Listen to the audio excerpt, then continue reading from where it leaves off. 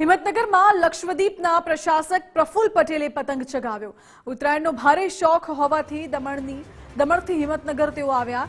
પરિવાર તથા જૂના મિત્રો અને સ્થાનિકો સાથે તેમણે પતંગ ચગાવ્યો। વર્ષ 2025માં સંઘ પ્રદેશના વિકાસની નવી ઊંચાઈઓ સર કરશે તેવો વિશ્વાસ પણ વ્યક્ત કર્યો છે।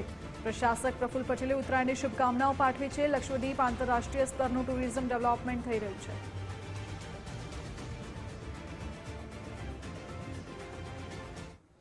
मकर संक्रांतिना पावन पर्वे